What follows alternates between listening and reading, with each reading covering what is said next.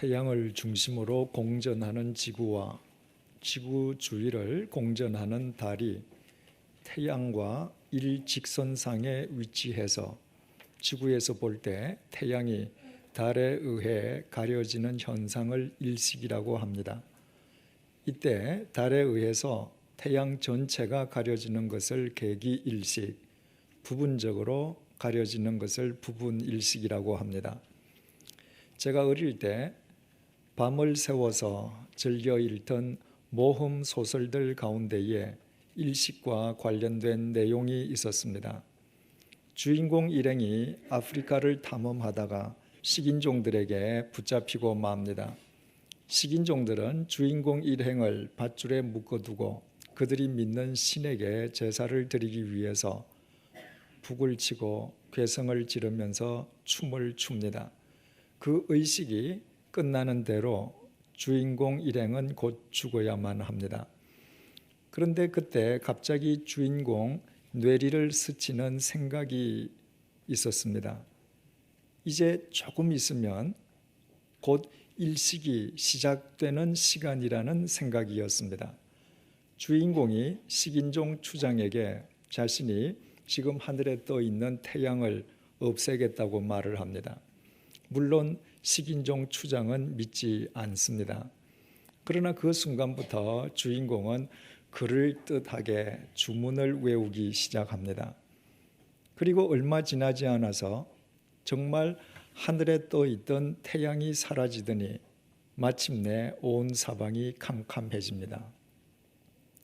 하늘에서 일어나는 그 희한한 현상을 자신들의 눈으로 목격하던 식인종들은 혼비백산했고 그로 인해서 우여곡절을 겪으면서 주인공 일행은 죽음의 위기로부터 구사일생으로 살아나게 됩니다. 그때 읽었던 그 장면이 얼마나 제게 강렬한 인상으로 남았던지 그 이후에 일식을 한 번도 제 눈으로 직접 목격해 본 적이 없었던 저는 성인이 되어서까지 계기일식이든 혹은 부분일식이든 태양이 달에 의해 가려지는 일식이 시작되기만 하면 소설 속의 식인종들처럼 달에 가려지는 해를 육안으로 볼 수 있다고 믿었습니다. 그러다가 제가 제 눈으로 일식을 직접 목격하는 기회가 있었습니다. 제가 스위스 제네바에서 기거하던 1999년 8월 11일 20세기 최대의 일식이 유럽 대륙에서 있었습니다. 당일 아침 11시 7분에 일식이 시작되어서 낮 12시 29분에는 태양의 91.8%가 가리워져 일식이 최고조에 달할 것이라는 예고가 매스컴을 통해서 수차례나 보도되었습니다. 마침 그날 오전 중에 저는 여름 방학을 맞아서 서울에서 제네바로 저를 찾아온 가족들과 함께 자동차를 타고 고속도로를 달리고 있었습니다. 일식이 시작되는 것으로 알려진 오전 11시 7분이 가까워지자 고속도로를 달리던 자동차들은 저마다 약속이라도 한 듯이 도로변에 멈추었습니다. 그 자동차로부터 나온 사람들은 고속도로변에 일렬로 쭉 늘어서서 하늘을 쳐다보았습니다. 일식을 관찰하기 위함이었습니다. 저 역시 자동차를 멈추고 내려서 평생 처음으로 일식을 직접 목격할 수 있다는 기대감으로 가족들과 함께 하늘을 쳐다보았습니다. 그리고 그제야 아무리 달에 의해서 태양이 가려지는 일식이라 하지만 맨눈이나 선글라스만으로는 그 태양을 절대로 볼 수 없다는 사실을 알게 되었습니다. 고속도로변에 서 있는 그 많은 사람들 가운데에서 태양 관찰 안경을 쓰지 않고 일식이 일어나는 태양을 보겠다고 서 있는 사람은 우리 가족 6명밖에 없었습니다. 달에 가려지는 일식이 시작되면 소설 속의 식인종들처럼 맨눈으로 일식을 볼 수 있다고 생각했던 것은 그야말로 무지의 소치였습니다. 시간이 점점 지나면서 마치 하늘이 온통 먹구름이 낀 것처럼 사방이 어둑어둑해지기 시작했습니다. 태양이 달의 약 91% 정도 가려져서 남아있는 태양이라고는 사람 눈 쌍꺼풀 정도로 얇아졌습니다. 그런데도 태양은 역시 태양, 남아있는 그 작은 태양조차도 맨눈이나 선글라스로는 볼 수가 없었습니다. 마침 그때 자동차 안에 있는 콜라병이 생각났습니다. 혹 검은 액체가 들어있는 콜라병을 안경 대용으로 사용하면 일식을 볼 수 있지 않겠는가 생각이 들어서 콜라병을 여러 개 가지고 나와서 아이들에게도 하나씩 나누어 주고 눈앞에서 콜라병을 이리저리 돌렸습니다마는 이번에는 아예 아무것도 보이지 않았습니다. 그와 같은 우리 식구의 모습이 얼마나 딱하게 보였는지 옆에 있는 스위스 사람이 자기가 쓰고 있던 태양 관찰 안경을 벗어 주었습니다. 그리고 그 사람은 자기 부인과 함께 안경 하나로 번갈아 가면서 일식을 계속 관찰했습니다. 그분 덕분에 우리 식구 역시 하나뿐인 그 태양 관찰 안경을 차례로 돌려가면서 일식의 신비로움과 장엄함과 황홀함을 두 눈으로 목격할 수 있었습니다. 만약에 그분의 호의가 없었던들 20세기 최후 최대의 일식쇼가 벌어지고 있는 그 일식의 현장에서 우리 식구들은 결코 태양을 볼 수 없었을 것입니다. 태양이 아무리 우리 머리 위에 떠 있어도 태양 관찰 안경이 없이는 태양을 볼 수 없습니다. 반드시 태양 관찰 안경을 착용해야 평소에는 볼 수 없는 태양의 실체를 바르게 볼 수 있습니다. 하나님도 마찬가지이십니다.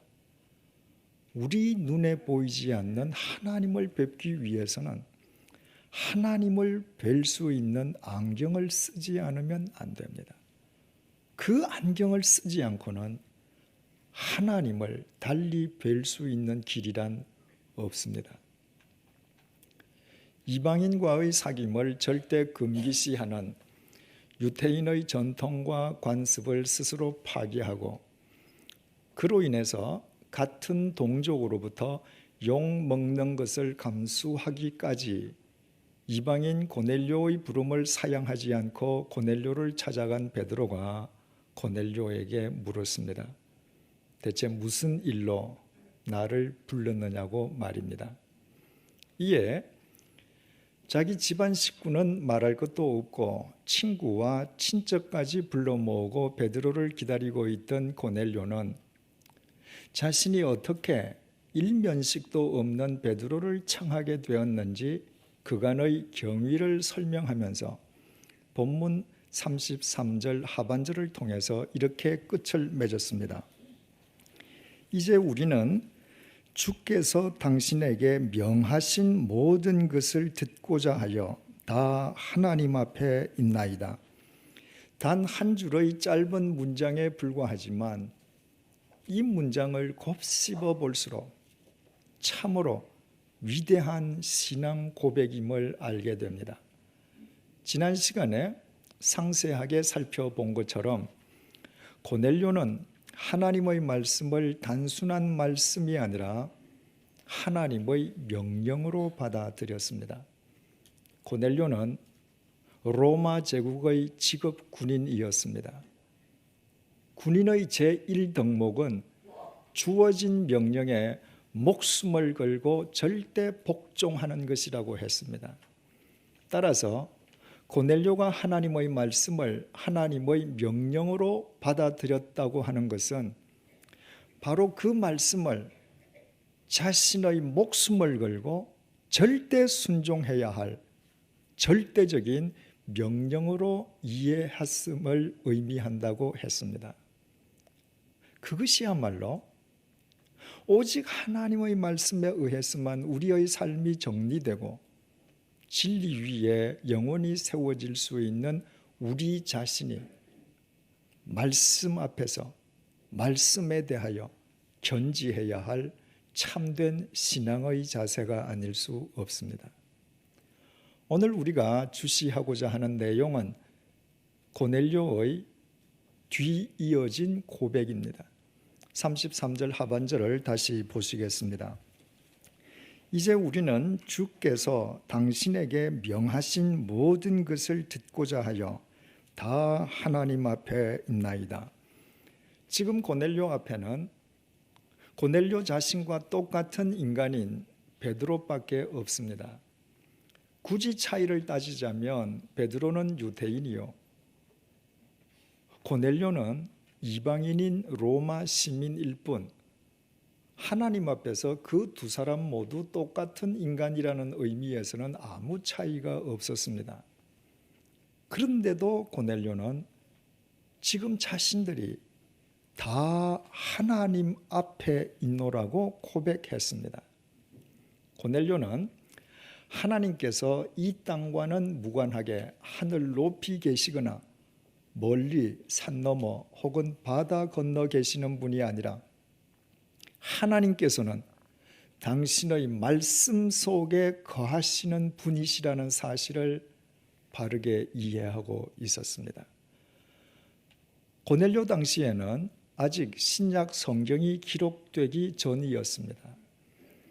그러므로 고넬료는 지금부터 베드로의 입을 통해 전해질 하나님의 말씀을 하나님과 동일시하면서 지금 다 하나님 앞에 있노라고 고백했던 것입니다. 요한복음 1장 1절이 이렇게 증언합니다. 태초에 말씀이 계시니라. 이 말씀이 하나님과 함께 계셨으니 이 말씀은 곧 하나님이시니라. 하나님은 말씀이십니다. 그래서 하나님께서 말씀으로 천지를 창조하셨습니다. 말씀이 곧 하나님이시기 때문입니다. 따라서 하나님은 말씀이시고 말씀이 하나님이심을 알아 하나님의 말씀과 하나님을 동일시하게 받아들인 고넬료의 통찰력이야말로 위대한 영적 통찰력이 아닐 수 없습니다. 우리는 여기에서 대단히 중요한 사실을 깨닫게 됩니다. 하나님께서 말씀이시고 말씀이 곧 하나님이시라면 그 말씀을 통하지 않고서는 하나님을 알 수 있는 길이 없다는 것입니다. 그 말씀을 통하지 않고서는 그 누구도 하나님을 바르게 알 수 없습니다.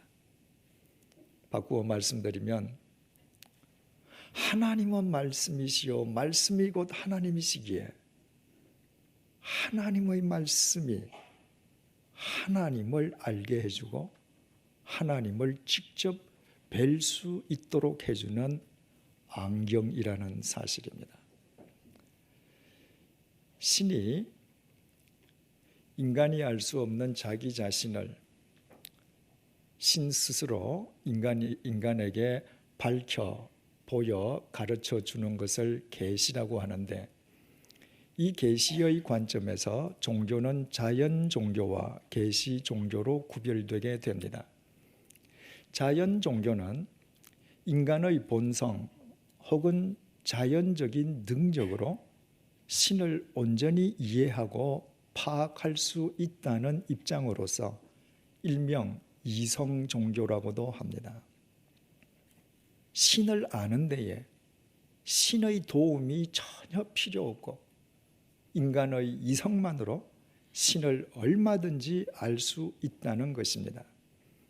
반면에 계시 종교는 인간이 스스로의 능력으로는 결코 알 수 없는 하나님의 신비와 진리를 하나님 당신께서 친히 밝혀주심으로 인간은 비로소 깨달을 수 있다는 입장입니다.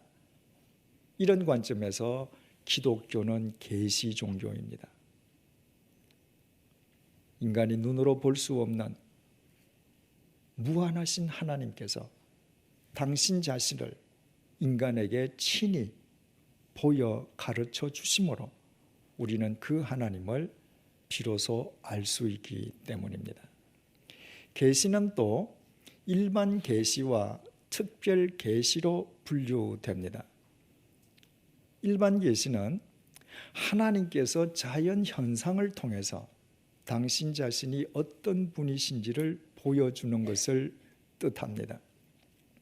우리는 끝도 없이 펼쳐져 있는 우주의 광활함, 폭풍의 위력, 계절의 변화 등 자연 현상을 통해서 그 모든 우주 만물을 창조하신 하나님이 얼마나 위대한 분인지를 알 수 있습니다.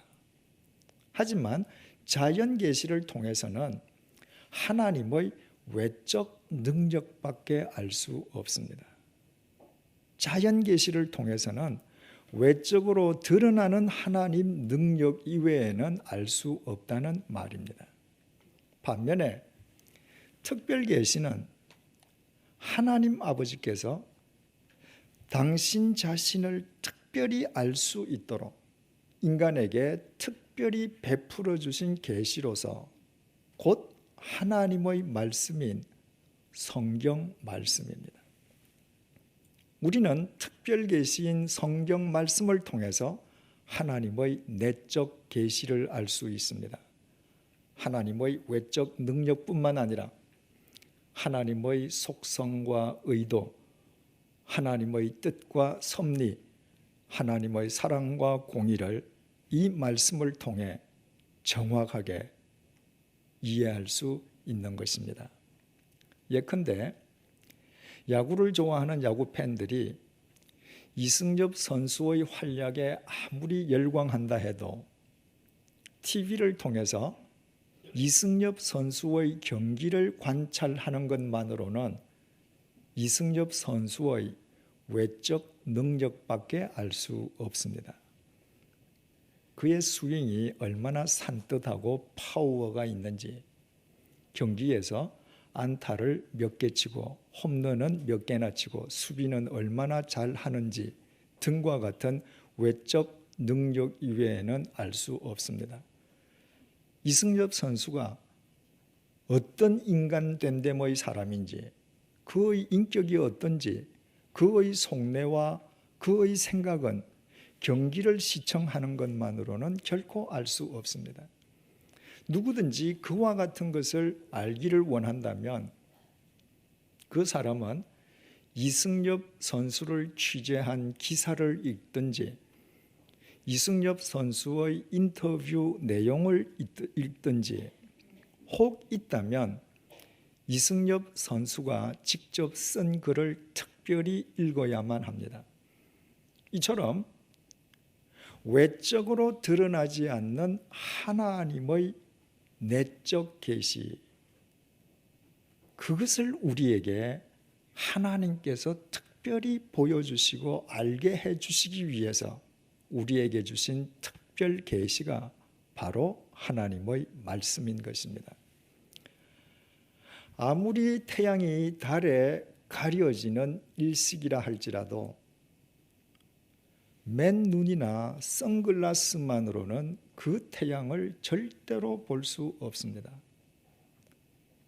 태양 관찰 안경을 착용할 때에만 태양의 빛을 차단하고 태양의 실체를 정확하게 볼 수 있습니다.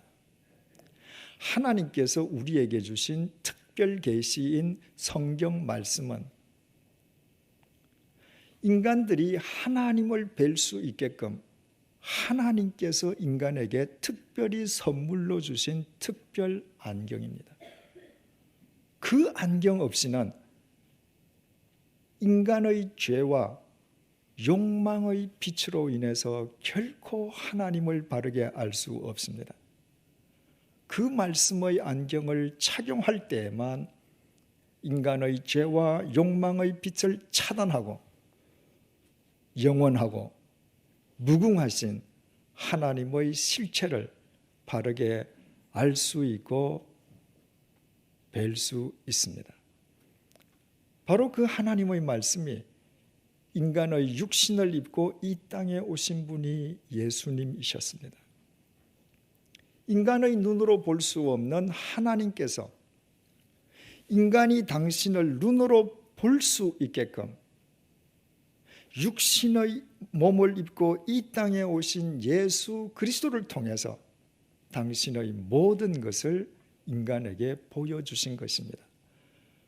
그래서 예수님에게 하나님을 직접 보여달라고 빌립 제자가 요구했을 때 예수님께서 그 빌립에게 이렇게 말씀하셨습니다. 요한복음 14장 9절에서 11절 말씀입니다. 빌립아, 내가 이렇게 오래 너희와 함께 있으되 네가 나를 알지 못하느냐? 나를 본 자는 아버지를 보았거늘 어찌하여 아버지를 보이라 하느냐? 내가 아버지 안에 거하고 아버지는 내 안에 계신 것을 네가 믿지 아니하느냐? 내가 너희에게 이르는 말은 스스로 하는 것이 아니라 아버지께서 내 안에 계셔서 그의 일을 하시는 것이라. 내가 아버지 안에 거하고 아버지께서 내 안에 계심을 믿으라. 결국 빌립은 자기 눈에 보이는 육신을 입고 계시는 예수님을 통해서 눈에 보이지 않는 하나님을 정확하게 뵐 수 있었던 것입니다. 그러나 우리는 예수님과 동시대의 사람들이 아닙니다. 예수님께서는 육신을 입으시고 2000년 전 이 땅을 거쳐 가셨을 뿐 21세기를 살고 있는 우리는 이 세상 그 어디에서도 눈으로 볼 수 있는 육신을 입고 계시는 예수님을 만날 수 없습니다. 우리가 눈에 보이는 예수님을 만날 수 없다고 해서 우리가 하나님마저 뵐 수 없는 것입니까? 결코 그렇지 않습니다.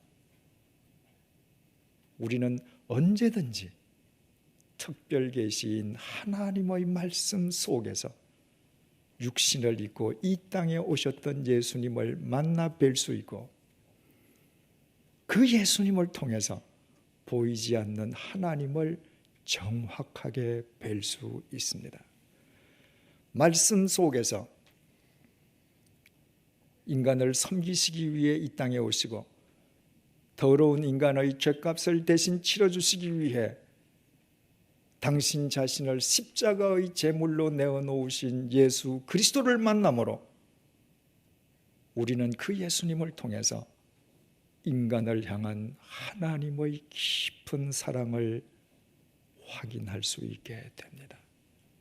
말씀 속에서 어떤 경우에도 불의와 거짓과 타협하시지 아니하시고 예루살렘 성전을 강도의 구별로 전락시킨 사악한 무리를 쫓아내시는 예수 그리스도의 삶을 통해서 우리는 하나님의 정의와 공의를 똑바로 볼 수 있습니다.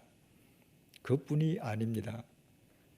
예수님께서 요한복음 14장 26절을 통해서 이렇게 말씀하셨습니다. 보혜사 곧 아버지께서 내 이름으로 보내실 성령 그가 너희에게 모든 것을 가르치고 내가 너희에게 말한 모든 것을 생각나게 하리라. 주님께서는 성령님의 역할을 우리에게 모든 것을 가르쳐 주시고 주님의 모든 말씀을 생각나게 하는 것이라고 밝혀주셨습니다. 그러므로 주님의 모든 말씀이 기록되어 있는 이 성경 말씀을 통해서만 우리는 성령 하나님께서 지금 내게 무엇을 말씀하시고 무엇을 역사하시는지도 바르게 알게 되는 것입니다. 이처럼 우리는 하나님께서 우리에게 특별한 선물로 주신 말씀의 안경을 통해서만 성부, 성자, 성령, 삼위일체 하나님을 바르게 뵐 수 있고 또 삼위일체 하나님의 뜻을 바르게 분별할 수 있습니다. 그러므로 그 하나님의 말씀에 의해서만 우리의 삶이 바르게 정리되고 또 진리 위에 영원히 세워질 수 있음은 두말할 나위가 없습니다. 그래서 잠언서 1장 7절이 이렇게 증언합니다. 여호와를 경외하는 것이 지식의 근본이거늘 미련한 자는 지혜와 훈계를 멸시하느니라. 여기에서 지혜와 훈계는 물론 하나님의 말씀입니다. 하나님의 말씀을 멸시하는 것이 미련한 짓인 것은, 하나님의 말씀을 멸시한다는 것은 욕망에 눈먼 인간이 스스로 자기 인생의 주관자가 되는 것을 의미하는 것인즉 그것이야말로 맨눈이나 선글라스, 심지어는 콜라병으로 태양을 보려는 것처럼 미련하기 짝이 없는 짓이기 때문입니다. 아무리 일식이 일어나도 태양 관찰 안경만으로 태양을 볼 수 있는 것처럼 우리는 말씀의 안경만으로 삼위일체 하나님을 바르게 알 수 있고 진리 위에 우리를 바르게 세울 수 있습니다. 그러므로 하나님의 모든 말씀을 절대 순종해야 할 절대적인 명령으로 받아들이는 것이야말로 지식의 근본이 아닐 수 없습니다. 그것은 바로 자기 자신을 위한 최고, 최선의 길이기 때문입니다. 만약 여러분들께서 이 사실을 정녕 믿으신다면 저는 이 시간에 새신자반을 통해서 제기했었던 질문을 다시 한번 여러분 앞에 제기할 수밖에 없습니다. 여러분이 정말 하나님을 믿으신다면 그동안 하나님의 말씀을 단 한 번이라도 완독해 보신 적이 있습니까? 매일 아침에 단 한 구절이라도 하나님의 말씀을 읽고 하루의 일과를 시작하십니까? 만약에 이 질문에 그렇다고 대답할 수 없다면 제가 다시 질문하겠습니다. 하나님을 믿는다면서도 말씀의 안경을 쓰고 하나님을 바르게 알려 하지도 않고 하나님의 말씀으로 하루의 일과를 시작하려 하지도 않는다면 여러분은 대체 지금 무엇을, 누구를 믿는 것입니까? 남자와 여자가 서로 만나서 사랑함으로 결혼하기를 원한다면 반드시 대화를 통해서 상대가 어떤 사람인지 먼저 알아야 합니다. 상대의 말을 들음으로 상대의 인간 됨됨이가 어떤지, 인격이 어떤지, 그 속내가 어떤지를 알아야만 한다는 것입니다.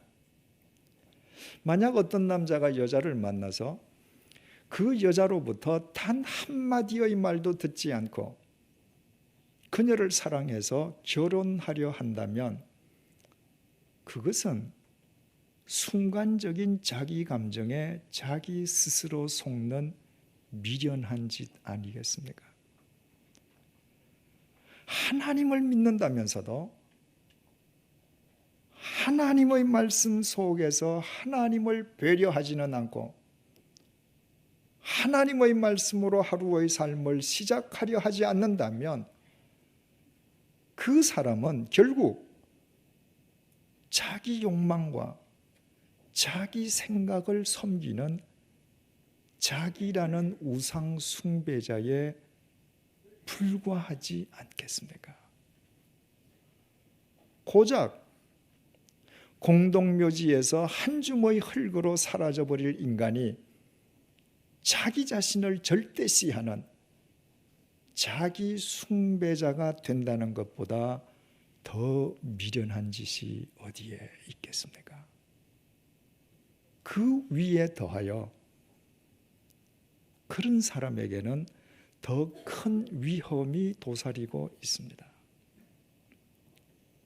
하나님을 믿는다면서도 자기 스스로 하나님의 말씀을 보려 하지는 않고 겨우 일주일에 한 번 주일 예배에 참석해서 목사의 설교를 듣는 것만으로 신앙생활의 모든 것이라고 생각한다면 그 사람은 실은 하나님께 속한 사람이 아니라 주일 예배 시간에 설교하는 목사 개인에게 예속된 사람이기가 쉽습니다. 생각을 해보십시오. 눈에 보이지 않는 하나님을 눈에 보이는 성경을 통해서 직접 배려하지는 않고 주일 예배 시간에 목사의 설교만으로 만족하려 한다면 그 사람이 어떻게 눈에 보이는 설교자, 목사 개인에게 예속되지 않을 수 있겠습니까? 그러나 설교하는 목사 개인에게 예속되는 것보다 더 큰 불행이 없는 것은 이 땅의 모든 목사 역시 저 자신을 포함해서 거룩하신 하나님 앞에서는 동일하게 추악한 죄인들이기 때문입니다. 그러므로 목사에게 예속된다는 것은 가장 비참하게 그 인생이 공동묘지에서 끝나버리게 되는 것을 의미합니다. 목사인 저는 단지 여러분들께서 여러분들의 삶 속에서 하나님을 의식하며 하나님과 동행할 수 있도록,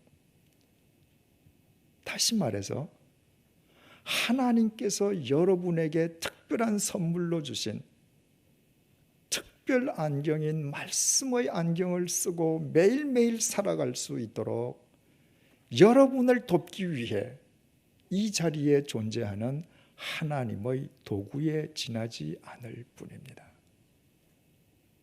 사랑하는 교우 여러분, 한국 개신교의 시발점이자 최고의 성지인 이곳 양화진 동산에서 우리가 함께 신앙생활하는 것을 진정 여러분의 영적 긍지로 여기고 계십니까?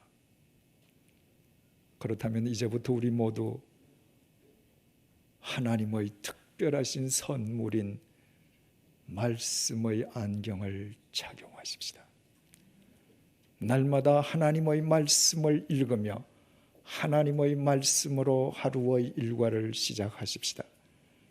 그 말씀의 안경으로 성부, 성자, 성령 하나님을 바라보십시다. 그 말씀의 안경으로 자기 자신을 성찰하고 그 말씀의 안경으로 이웃을 보고 그 말씀의 안경으로 이 세상을 보면서 그 말씀의 안경으로 우리를 진리 위에 바르게 세우십시다. 그때부터 이 세상이 아무리 크나큰 위기로 요동친다 할지라도 우리의 일터, 우리의 가정, 우리의 사회는 우리로 인해 하나님의 생명과 진리와 사랑과 공의가 샘솟게 될 것입니다. 하나님께서는 말씀의 안경을 착용하고 살아가는 사람을 통해서 친히 역사하시기 때문입니다. 이것이 예수님께서 이렇게 말씀하신 이유입니다. 사람이 떡으로만 살 것이 아니요 하나님의 입으로부터 나오는 모든 말씀으로 살지라. 기도하시겠습니다. 주님, 아무리 태양이 떠 있어도 태양 관찰 안경이 없이는 태양의 실체를 볼 수 없듯이 말씀의 안경 없이는 하나님을 뵐 수 없음을 일깨워 주셔서 감사합니다. 무엇보다도 그 말씀의 안경을 우리 손에 쥐어 주신 것을 감사합니다. 그럼에도 하나님을 믿는다면서도 그 말씀의 안경을 착용하지는 않아 그동안 내 자신의 욕망과 생각을 섬기는 자기 우상 숭배자로 살아온 우리의 허물과 어리석음을 용서하여 주십시오. 이제부터 우리 모두 말씀의 사람이 되어 매일 말씀의 안경을 쓰고 하루의 일과를 시작하도록 도와주십시오. 그 말씀의 안경으로 이미 내 삶의 현장에 임해 계신 삼위일체 하나님을 뵙게 도와주십시오.